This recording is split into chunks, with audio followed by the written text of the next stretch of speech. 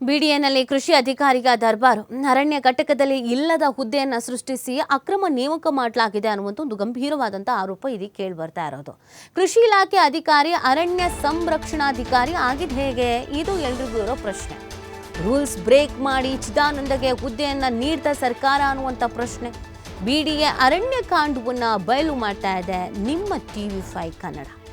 ಕೆಲಸವೇ ಇಲ್ಲದೆ ಇದ್ರೂ ಕೂಡ ಅರಣ್ಯ ಘಟಕಕ್ಕೆ ಅಂತ ಇಬ್ಬರು DCF. ಯಾಕೆ? ಯಾವ ಖುಷಿಗೆ? ಯಾರನ್ನು ಉದ್ಧಾರ ಮಾಡೋದಕ್ಕೆ? ಇದು ಪ್ರಶ್ನೆ. ಕೆಲಸನೇ ಇಲ್ಲ, ಕೆಲಸ ಇಲ್ಲದೆ ಇದ್ರೂ ಕೂಡ ಅರಣ್ಯ ಘಟಕಕ್ಕೆ ಅಂತ ಇಬ್ಬರು DCFನ ನೇಮಕ ಮಾಡಿರೋದು. ಇಲ್ಲದ ಹುದ್ದೆಯನ್ನು ಸೃಷ್ಟಿಸಿ ಅಧಿಕಾರಿಗೆ ಮಣೆಯನ್ನು ಹಾಕ್ತಾ ಈ ಸರ್ಕಾರ. ಹುದ್ದೆನೇ ಇಲ್ಲ ಆ ಥರದೊಂದು, ಆದರೂ ಆ ಥರದೊಂದು ಹುದ್ದೆ ಸೃಷ್ಟಿ ಆಗಿದ್ದು ಒಬ್ಬ ವ್ಯಕ್ತಿಗೋಸ್ಕರ. ಅದು ಹೆಂಗೆ ಸ್ವಾಮಿ? ಯಾಕೆ? ಇದು ಪ್ರಶ್ನೆ ಅಲ್ವಾ? ಇದನ್ನು ಪ್ರಶ್ನಿಸಬಾರ್ದಾ? ಸರ್ಕಾರ ಯಾರೋ ಒಬ್ಬರು ಪರವಾಗಿ ಕೆಲಸ ಮಾಡ್ತಾ ಇದೆಯಾ? ನಿಮಗೆ ಯಾರು ಬೇಕೋ ಅವರಿಗೆ ಹುದ್ದೆ ಸೃಷ್ಟಿ ಮಾಡೋದಕ್ಕೆ ಅಂತ ನೀವು ರೂಲ್ಸ್ ಆ್ಯಂಡ್ ರೆಗ್ಯುಲೇಷನ್ಸ್ನ ಮಾಡ್ಕೊಂಡಿದ್ದೀರಾ? ನಮ್ಮದು ರೂಲ್ಸ್ ಆ್ಯಂಡ್ ರೆಗ್ಯುಲೇಷನ್ಸ್ ಇಲ್ವಾ? ಇಂಥದ್ದೇ ಕ್ಷೇತ್ರ, ಇಂಥದ್ದೇ ಇಲಾಖೆ, ಇದಕ್ಕೆ ಇಷ್ಟೇ ಅಧಿಕಾರಿಗಳು ಇರಬೇಕು, ಈ ಅಧಿಕಾರಿ ಇದೇ ಕೆಲಸ ಮಾಡಬೇಕು, ಅವ್ರ ಕಾರ್ಯವ್ಯಾಪ್ತಿಗೆ ಇಷ್ಟು ಬರುತ್ತೆ, ಇದು ರೂಲ್ಸ್ ಇಲ್ವಾ? ಯಾವುದೋ ಒಂದು ಕ್ಷೇತ್ರದಲ್ಲಿ ಯಾವುದೋ ಒಂದು ಇಲಾಖೆಯಲ್ಲಿ ನಿಮಗೆ ಯಾರು ಇಷ್ಟನೋ ಅವ್ರನ್ನ ತಂದು ಕೂರಿಸೋದಕ್ಕೆ ನಿಮಗೆ ಹೇಗೆ ಅನಿಸುತ್ತೋ, ನಿಮಗೆ ಯಾವುದು ಅನಿಸುತ್ತೋ ಆ ಥರದೊಂದು ಹುದ್ದೆಯನ್ನು ನೀವೇ ಕ್ರಿಯೇಟ್ ಮಾಡಿಬಿಡ್ತೀರಾ ಅನ್ನೋದಾದರೆ ಮತ್ತು ಇನ್ಯಾಕೆ ಬೇಕು ಇಲಾಖೆಗಳು? ಇನ್ಯಾಕೆ ಬೇಕು ಎಕ್ಸಾಮ್ಸ್ಗಳು? ಇನ್ಯಾಕೆ ಬೇಕು ಕಷ್ಟಪಟ್ಟು ಎಕ್ಸಾಮ್ ಬರೆದು ಪಾಸಾಗಿ ಒಂದು ಹುದ್ದೆಗೆ ಬಂದು ಕೂತ್ಕೊಳ್ಳೋದು? ನಿಮ್ಮ ಹತ್ರ ಚೆನ್ನಾಗಿದ್ರೆ ಅಥವಾ ನಿಮಗೇನಾದರೂ ಲಾಭ ಇದೆ ಅಂದರೆ ನೀವೇ ಯಾವುದಾದ್ರು ಒಂದು ಹುದ್ದೆಯನ್ನು ಸೃಷ್ಟಿ ಮಾಡಿ ಕೊಟ್ಬಿಡ್ತೀರಲ್ಲ. ಎಷ್ಟೋ ಜನ ಇವತ್ತು ಹುದ್ದೆ ಇಲ್ಲ, ಕಾಲ್ ಆಗ್ತಾ ಇಲ್ಲ, ನೇಮಕಾತಿ ಆಗ್ತಾ ಇಲ್ಲ ಅಂತ ಬಾಯ್ ಬಡ್ಕೊಳ್ತಾ ಇದ್ದಾರೆ. ಕಷ್ಟಪಟ್ಟು ಓದ್ದೋರು, ಬಡವ್ರ ಮನೆ ಮಕ್ಳುಗಳು. ನೀವುಗಳು ಯಾವುದೋ ಒಂದು ವ್ಯಕ್ತಿಗೆ ಇಲ್ಲದೇ ಇರೋ ಹುದ್ದೆನ ನೀವೇ ಕ್ರಿಯೇಟ್ ಮಾಡ್ತೀರಾ? ಹೆಂಗೆ ಸ್ವಾಮಿ ಇದು? ಇದಕ್ಕೆ ಅಲ್ವಾ ಹೇಳೋದು ಶೋಷಿತ ವರ್ಗದವ್ರು ನಾವುಗಳು ಅಂತ? ಅಥವಾ ಅಧಿಕಾರ ಇರೋರು, ಅಧಿಕಾರದಲ್ಲಿ ಇರೋರು ಏನು ಬೇಕಾದರೂ ಮಾಡ್ತಾರೆ ಅಂತ ಇದಕ್ಕೆ ಅಲ್ವಾ ಹೇಳೋದು? ಪಾಪ ಎಷ್ಟೋ ಮಂದಿ ಒಂದು ಕಾಲ್ ಆಗಲಿ, ಒಂದು ಎಕ್ಸಾಮ್ಸ್ ಬರಿಬೇಕು, ಹುದ್ದೆಗೆ ನೇಮಕಾತಿ ಆಗಲಿ ಅಂತ ಕೇಳ್ಕೊಳ್ತಾ ಇದ್ದಾರೆ, ಬೇಡ್ಕೊಳ್ತಾ ಇದ್ದಾರೆ. ಇಲ್ಲಿ ನೋಡಿ, ಪುಕ್ಷಟ್ಟೆ ಒಬ್ಬರಿಗೆ ಒಂದು ಹುದ್ದೆನೇ ಕ್ರಿಯೇಟ್ ಆಗ್ಬಿಟ್ಟಿದೆ. ಬಿಡಿಎನಲ್ಲಿ ನಡೀತಾ ಇರುವಂಥ ಅಸಲಿ ಆಟ ಆದ್ರೂ ಏನು? ಹಾಗಾದರೆ ಅರಣ್ಯ ಘಟಕಕ್ಕೆ 2 DCF ಸೃಷ್ಟಿಸಿದ್ದು ಹೇಗೆ? ಯಾಕೆ? ಏನು? ಯಾರು? ಪ್ರಶ್ನೆ ಅಲ್ವಾ? ಪ್ರಶ್ನೆ ಮಾಡಬಾರ್ದೇ ಇದನ್ನು ನಾವು? ಕೃಷಿ ಅಧಿಕಾರಿ ಚಿದಾನಂದಗಾಗಿಗೆ ಹುದ್ದೆ ಸೃಷ್ಟಿಯಾಗಿದೆ ಅಂತೆ. ಚಿದಾನಂದಗಾಗಿಯೇ ಹುದ್ದೆ ಸೃಷ್ಟಿ ಮಾಡುವಂಥದ್ದು. ಚಿದಾನಂದವ್ರು ನಿಮಗೇನು ಮಾಡಿದ್ದಾರೆ? ಚಿದಾನಂದವ್ರು ನಿಮಗೇನಾಗಬೇಕು? ಅವ್ರಿಗೆ ಮಾತ್ರ ಸ್ಪೆಷಲ್ ಟ್ರೀಟ್ಮೆಂಟ್ ಯಾಕೆ ನಿಮ್ಮ ಹತ್ರ? ಈ ಹಿಂದೆ ಬಿಡಿಎಯಲ್ಲಿ ಕೇವಲ ಒಬ್ಬರು DCF ಇರ್ತಾಯಿದ್ರು, ಸಾಕು, ಒಬ್ಬರು ಇರ್ತಿದ್ರು. ಅದೀಗ 2ನೇ ಹುದ್ದೆ ಸೃಷ್ಟಿಸಿ ಚಿದಾನಂದ ಅವರನ್ನ ನೇಮಕ ಮಾಡಿರೋದು. ಇದು ಸರ್ಕಾರದ ಕಣ್ತಪ್ಪಿಸಿ ಸೃಷ್ಟಿ ಆಯ್ತಾ ಹಾಗಾದರೆ 2ನೇ DCF ಪೋಸ್ಟ್ ಅನ್ನೋ ಪ್ರಶ್ನೆ. ಇದೆಲ್ಲದ್ರ ಬಗ್ಗೆ ಮತ್ತಷ್ಟು ಮಾಹಿತಿಯನ್ನು ನೀಡ್ತಾರೆ ನಮ್ಮ ಪ್ರತಿನಿಧಿ ಕೃಷ್ಣ. ಲೈವ್ನಲ್ಲಿ ಜಾಯ್ನ್ ಆಗ್ತಾ ಇದ್ದಾರೆ. ಕೃಷ್ಣ, ನಾವು ಒಂದು ಹುದ್ದೆ ಖಾಲಿ ಇದೆ, ಅದಕ್ಕೊಂದು ನೇಮಕಾತಿ ಆಗಬೇಕು ಅಂತ ನೇಮಕಾತಿ ಮಾಡೋದನ್ನು ನೋಡಿದ್ದೀವಿ. ಯಾವುದೋ ಒಬ್ಬ ವ್ಯಕ್ತಿ ಇದ್ದಾರೆ, ಅವ್ರಿಗೆ ಅಂತಲೇ ಒಂದು ಹುದ್ದೆ ಕ್ರಿಯೇಟ್ ಆಗಬೇಕು ಅನ್ನೋದು ನಿಜವಾಗ್ಲೂ ಗ್ರೇಟ್ ಅಂತ ಅನಿಸ್ತಾ ಇದೆ. ಇದು ಯಾವ ಖುಷಿಗೆ? ಇವರಿಗೆ ಏನಕ್ಕೆ ಈ ಥರದ್ದು ಸ್ಪೆಷಲ್ ಟ್ರೀಟ್ಮೆಂಟು?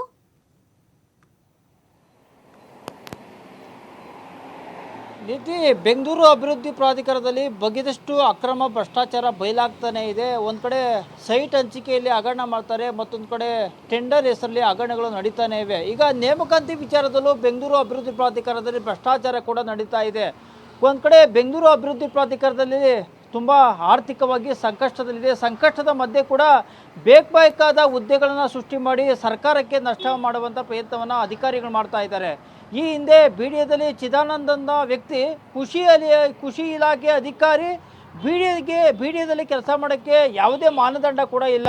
ಅಂದರೆ ಮಾನದಂಡ ಇಲ್ಲ ಅಂದರೂ ಅವ್ರಿಗಾಗಿ ಒಂದು ಹುದ್ದೆಗಳನ್ನು ಸೃಷ್ಟಿ ಮಾಡ್ತಾರೆ. ಅಂದರೆ ಅವರ ಲಾಬಿ ಎಷ್ಟರ ಮಟ್ಟಿಗೆ ಬಿಡಿಎದಲ್ಲಿ ಕೆಲಸ ಮಾಡ್ತಾ ಇದೆ ಅನ್ನೋದು ಕೂಡ ಸ್ಪಷ್ಟವಾಗಿ ಗೊತ್ತಾಗ್ತಾ ಇದೆ. ಚಿದಾನಂದನ ಕೃಷಿ ಇಲಾಖೆ ಅಧಿಕಾರಿ ಈ ಹಿಂದೆ ಬಿಡಿಎ DS3 ಹುದ್ದೆಯನ್ನು ಗಿಟ್ಸ್ಕೊಂಡಿದ್ರು. ಯಾವುದೇ ಕಾರಣಕ್ಕೂ ಬಿಡಿಎದಲ್ಲಿ ಉಪ ಕಾರ್ಯದರ್ಶಿ 3 ಹುದ್ದೆ, ಅದು KS ಅಧಿಕಾರಿಗೆ ಸೀಮಿತವಾದಂಥ ಹುದ್ದೆ. ಆದರೆ ಬಿಡಿಎದಲ್ಲಿ ಒಬ್ಬ ಕೃಷಿ ಇಲಾಖೆಯ ಅಧಿಕಾರಿ ಬಂದು DS3ಯಲ್ಲಿ ಕೆಲಸ ಮಾಡ್ತಾರೆ ಅಂದರೆ ಸರ್ಕಾರದ ನಿಯಮಗಳಿವೆ. ಯಾವುದೇ ಒಂದು ವ್ಯಕ್ತಿಯನ್ನು ಒಂದು ಹುದ್ದೆಯಲ್ಲಿ ಕೂರಿಸ್ಬೇಕಂದ್ರೆ ಸರ್ಕಾರದ ನಿಯಮಗಳಿರುತ್ತೆ, ಸರ್ಕಾರದ ಮಾನದಂಡ ಇರುತ್ತೆ, ಕಾನೂನು ಇರುತ್ತೆ. ಆದರೆ ಒಬ್ಬ ಕೃಷಿ ಇಲಾಖೆ ಅಧಿಕಾರಿ ಬಿಡಿಎಗೆ ಬರ್ತಂತೆ ಯಾವ ಮಾನದಂಡಗಳನ್ನು ಕಾಪಾಡೋದಿಲ್ಲ, ಯಾವ ನಿಯಮಗಳನ್ನು ಕೂಡ ಕಾಪಾಡೋದಿಲ್ಲ. ಈಗ ಇವರಿಗೆ ಮಣೆ ಹಾಕಬೇಕು ಅನ್ನೋ ಕಾರಣಕ್ಕಾಗಿ ಬಿಡಿಎ ಅರಣ್ಯ ಘಟಕದ ಉಪ ಸಂರಕ್ಷಣಾಧಿಕಾರಿ ಹುದ್ದೆಯನ್ನು ಚಿದಾನಂದ ಎಂಬ ವ್ಯಕ್ತಿಗೆ ನೀಡುವಂಥ ಪ್ರಯತ್ನವನ್ನು ಸರ್ಕಾರ ಮಾಡಿದೆ, ಬಿ ಡಿ ಎ ಅಧಿಕಾರಿಗಳು ಕೂಡ ಮಾಡಿದ್ದಾರೆ. ಈ ಹಿಂದೆ ನೋಡಿದಂಥ ಸಂದರ್ಭದಲ್ಲಿ ಬಿ ಡಿ ಎ ಉಪ ಅರಣ್ಯ ಸಂಸ್ಕರಣಾ ಅಧಿಕಾರಿ ಕೇವಲ ಒಂದು ಹುದ್ದೆ ಮಾತ್ರ ಇತ್ತು. ಬಿ ಡಿ ಎದಲ್ಲಿ ಯಾವುದೇ ಹೊಸ ಲೇಔಟ್ಗಳ ನಿರ್ಮಾಣ ಆಗ್ತಾ ಇಲ್ಲ. ಹೊಸ ಲೇಔಟ್ಗಳಲ್ಲಿ ಅರಣ್ಯ ಕಟ್ಟಿಗೆ ಸಂಬಂಧಪಟ್ಟಂತೆ ಯಾವುದೇ ಒಂದು ಹೊಸ ಪ್ರಾಜೆಕ್ಟನ್ನು ಬಿ ಡಿ ಎದಲ್ಲಿ ಕೂಡ ಇಲ್ಲ. ಆದರೆ 2 ಉಪ ಸಂರಕ್ಷಣಾಧಿಕಾರಿಗಳನ್ನು ನೇಮಕ ಮಾಡಿರೋ ಹಿಂದೆ ಒಬ್ಬ ಕೃಷಿ ಇಲಾಖೆ ಅಧಿಕಾರಿ ಚಿದಾನಂದ ಕೈವಾಡ ಇದೆ ಅನ್ನೋದು ಕೂಡ ಇಲ್ಲಿ ಸ್ಪಷ್ಟವಾಗಿ ಗೊತ್ತಾಗ್ತಾ ಇದೆ. ಈ ಯಾವುದೇ ಒಂದು ಹೊಸ ಹುದ್ದೆಗಳನ್ನು ನೇಮಕ ಮಾಡುವಂಥ ಸಂದರ್ಭದಲ್ಲಿ ನಗರಾಭಿವೃದ್ಧಿ ಪ್ರಾಧಿಕಾರದ ಅನುಮತಿಯನ್ನು ಪಡ್ಕೊಳ್ಬೇಕಾಗುತ್ತೆ. ಜೊತೆಗೆ ಹಣಕಾಸು ಇಲಾಖೆಯ ಒಂದು ಅನುಮತಿಯನ್ನು ಕೂಡ ಪಡ್ಕೊಳ್ಬೇಕಾಗುತ್ತೆ. ಆದರೆ ಚಿದಾನಂದ ನೇಮಕ ವಿಚಾರದಲ್ಲಿ ಸರ್ಕಾರ ಆದೇಶವನ್ನು ಹೊರಡಿಸಿದ್ರು ಕೂಡ ನಗರಾಭಿವೃದ್ಧಿ ಇಲಾಖೆಯ ಯಾವುದೇ ಆದೇಶವನ್ನು ಕೂಡ ಇಲ್ಲಿವರೆಗೂ ಹೊರಡಿಸುವಂಥ ಪ್ರಯತ್ನವನ್ನು ಕೂಡ ಮಾಡಿಲ್ಲ. ಮೊದಲ ಬಾರಿಗೆ ಇಂಥ ಹುದ್ದೆಗಳನ್ನು ಸೃಷ್ಟಿ ಮಾಡಿದ ಸಂದರ್ಭದಲ್ಲಿ ಬೇಡಿಕೆ ಇದ್ದಂಥ ಸಂದರ್ಭದಲ್ಲಿ ಆ ಹುದ್ದೆಗೆ ಯೋಜನೆಗಳಿದ್ದಂಥ ಸಂದರ್ಭದಲ್ಲಿ ಕೆಲಸದ ಒತ್ತಡ ಇದ್ದಂಥ ಸಂದರ್ಭದಲ್ಲಿ ಮಾತ್ರ ಸರ್ಕಾರಕ್ಕೆ ಹಾಗೂ ನಗರಾಭಿವೃದ್ಧಿ ಇಲಾಖೆಗೆ ಹೆಚ್ಚುವರಿ ಹುದ್ದೆಗಳನ್ನು ನಿರ್ಮಾಣ ಮಾಡೋಕ್ಕೆ, ರಚನೆ ಮಾಡೋಕ್ಕೆ ಸರ್ಕಾರದಲ್ಲಿ ಅವಕಾಶ ಇದೆ. ಆದರೆ ಉಪ ಸಂರಕ್ಷಣಾಧಿಕಾರಿ ಹುದ್ದೆಯಲ್ಲಿ ಯಾವುದೇ ಕೆಲಸದ ಒತ್ತಡವಿಲ್ಲ. ಬೆಂಗಳೂರಿನಂಥ ಮಹಾನಗರದಲ್ಲಿ ಬಿ ಡಿ ಎಯಿಂದ ಯಾವುದೇ ಹೊಸ ಲೇಔಟ್ಗಳನ್ನು ನಿರ್ಮಾಣ ಮಾಡುವಂಥ ಪ್ರಯತ್ನವನ್ನೇ ಮಾಡಿಲ್ಲ. ಕಳೆದ 10-15 ವರ್ಷಗಳ ಹಿಂದೆ ಬಿ ಡಿ ಎದಲ್ಲಿ ಹೊಸ ಲೇಔಟ್ ಮಾಡುವಂಥ ಪ್ರಯತ್ನವನ್ನು ಕೂಡ ಮಾಡಿದ್ದಾರೆ. ಆದರೆ ಈಗ ಶಿವರಾಮ ಕಾರಂತ ಲೇಔಟ್ ಮಾಡಿದ್ರು ಕೂಡ ಅದು 20 ವರ್ಷಗಳ ಹಿಂದೆ ಸುಪ್ರೀಂ ಕೋರ್ಟ್ ಆದೇಶದ ಮೇರೆಗೆ ರಚನೆ ಮಾಡಿರುವಂಥ ಲೇಔಟು. ಅಂಥ ಸಂದರ್ಭದಲ್ಲಿ ಯಾವುದೇ ಕೆಲಸದ ಒತ್ತಡ ಇಲ್ಲ ಎಂದರೂ ಕೂಡ ಒಬ್ಬ ಅಧಿಕಾರಿಗಾಗಿ ಬಿ ಡಿ ಎದಲ್ಲಿ ಉನ್ನತ ಹುದ್ದೆಗಳನ್ನು ಸೃಷ್ಟಿ ಮಾಡ್ತಾರೆ ಅಂದರೆ ಅದು ಸರ್ಕಾರಕ್ಕೆ ಆರ್ಥಿಕವಾಗಿ ಕೂಡ ಬರ್ಡನ್ ಕೂಡ ಆಗುತ್ತೆ. ಈಗಾಗಲೇ ಸರ್ಕಾರ CM ಸಿದ್ದರಾಮಯ್ಯರು ಕೂಡ ಸ್ಪಷ್ಟವಾಗಿ ಹೇಳುವಂಥ ಪ್ರಯತ್ನವನ್ನು ಕೂಡ ಮಾಡಿದ್ದಾರೆ. ಯಾವುದೇ ಸರ್ಕಾರಿ ಇಲಾಖೆಗಳಲ್ಲಿ ಬಿಳಿಯಾನಿ ಅಂತ ಹುದ್ದೆಗಳನ್ನು ಯಾವುದೇ ಕಾರಣಕ್ಕೂ ಸೃಷ್ಟಿ ಮಾಡಬೇಡಿ ಅಂತ ಸರ್ಕಾರದ ಆದೇಶ ಇದೆ. ಸರ್ಕಾರದ ಮುಖ್ಯ ಕಾರ್ಯದರ್ಶಿಗಳ ಒಂದು ಸುತ್ತೋಲೆ ಕೂಡ ಇದೆ. ಇಂಥ ಸಂದರ್ಭದಲ್ಲಿ ಒಬ್ಬ ಅಧಿಕಾರಿಗಾಗಿ, ಒಬ್ಬ ವ್ಯಕ್ತಿಗಾಗಿ ಬಿ ಡಿ ಎದಲ್ಲಿ ಬೇಕಾದ ಹುದ್ದೆಗಳನ್ನು ಸೃಷ್ಟಿ ಮಾಡಿ ಸರ್ಕಾರಕ್ಕೆ ಆರ್ಥಿಕವಾಗಿ ಬರ್ಡನ್ ಮಾಡುವಂಥ ಪ್ರಯತ್ನವನ್ನು ಕೂಡ ಮಾಡ್ತಾ ಇದ್ದಾರೆ. ಈಗಾಗಲೇ ಗ್ಯಾರಂಟಿಗಳನ್ನು ಪಂಚ ಯೋಜನೆಗಳನ್ನು ಸರ್ಕಾರ ಜಾರಿ ಮಾಡುವಂಥ ಪ್ರಯತ್ನವನ್ನು ಮಾಡಿದ್ದಾರೆ. ಈ ಪಂಚ ಯೋಜನೆಗಳಿಗೆ ಹಣವನ್ನು ಒದಗಿಸೋದೇ ಸರ್ಕಾರಕ್ಕೆ ತುಂಬ ಚಾಲೆಂಜ್ ಕೂಡ ಆಗಿದೆ. ಇಂಥ ಸಂದರ್ಭದಲ್ಲಿ ಸರ್ಕಾರದ ಆರ್ಥಿಕವಾಗಿ ಹೊರೆ ಮಾಡುವಂಥ ಪ್ರಯತ್ನವನ್ನು ಈಗ ಬಿ ಡಿ ಎ ಅಧಿಕಾರಿಗಳು ಮಾಡ್ತಿರೋದು. ಚಿದಾನಂದ ವ್ಯಕ್ತಿಗಾಗಿ ಲಕ್ಷ ಸಂಬಳವನ್ನು ಕೊಡುವಂಥ ಪ್ರಯತ್ನವನ್ನು ಬಿ ಡಿ ಎ ಅಧಿಕಾರಿಗಳು ಮಾಡ್ತಾ ಇರೋದು. ನಿಜಕ್ಕೂ ಬಿ ಡಿ ಎದಲ್ಲಿ ಸಾಕಷ್ಟು ಅಸಮಾಧಾನ ಕೂಡ ವ್ಯಕ್ತ ಆಗ್ತಾ ಇದೆ. ಹೆಚ್ಚುವರಿ ಹುದ್ದೆಗಳನ್ನು ಸೃಷ್ಟಿ ಮಾಡೋ ಸಂಬಂಧಪಟ್ಟಕ್ಕೆ ಸಾಕಷ್ಟು ಆಕ್ಷೇಪ ಕೂಡ ವ್ಯಕ್ತ ಆಗ್ತಾ ಇದೆ. ಹೀಗಾಗಿ ನಗರಾಭಿವೃದ್ಧಿ ಇಲಾಖೆ ಕಾರ್ಯದರ್ಶಿಗಳು ಕೂಡ ಇದನ್ನು ಗಂಭೀರವಾಗಿ ಪರಿಗಣಿಸಿ ಈ ನಿಯಮಬಾಹಿರವಾಗಿ ಯಾವೆಲ್ಲ ಹುದ್ದೆಗಳು ಸೃಷ್ಟಿ ಮಾಡಿದರೆ ಅವರ ಮೇಲೆ ಕಾನೂನು ಕ್ರಮವನ್ನು ತೆಗೆದುಕೊಳ್ಳುವಂಥ ಪ್ರಯತ್ನ ಇವತ್ತು ಆಗಬೇಕಾಗಿದೆ. ಜೊತೆಗೆ ಬೆಂಗಳೂರು ಅಂದರೆ ಬಿ ಡಿ ಎ ನಗರಾಭಿವೃದ್ಧಿ ಸಚಿವರ ಅಧೀನದಲ್ಲಿ ಡಿ ಕೆ ಶಿವಕುಮಾರ್ ಅಧೀನದಲ್ಲಿ ಕೂಡ ಬರುತ್ತೆ. ಇಂಥ ಬೇಕಾದ ಹುದ್ದೆಗಳನ್ನು ಸೃಷ್ಟಿ ಮಾಡಿ ಬಿ ಡಿ ಎಗೆ ಬರ್ಡನ್ ಮಾಡ್ತಾ ಇರುವಂಥ, ಆರ್ಥಿಕವಾಗಿ ನಷ್ಟ ಮಾಡ್ತಾ ಇರುವಂಥ ಅಧಿಕಾರಿಗಳ ಮೇಲೆ ಬೆಂಗಳೂರು ನಗರಾಭಿವೃದ್ಧಿ ಸಚಿವರಾದಂಥ ಡಿ ಕೆ ಶಿವಕುಮಾರ್ ಕೂಡ ಕಟ್ಟುನಿಟ್ಟಿನ ಕ್ರಮವನ್ನು ತೆಗೆದುಕೊಳ್ಳುವಂಥ ಅನಿವಾರ್ಯವಾದ ಪರಿಸ್ಥಿತಿ ಕೂಡ ಇದೆ.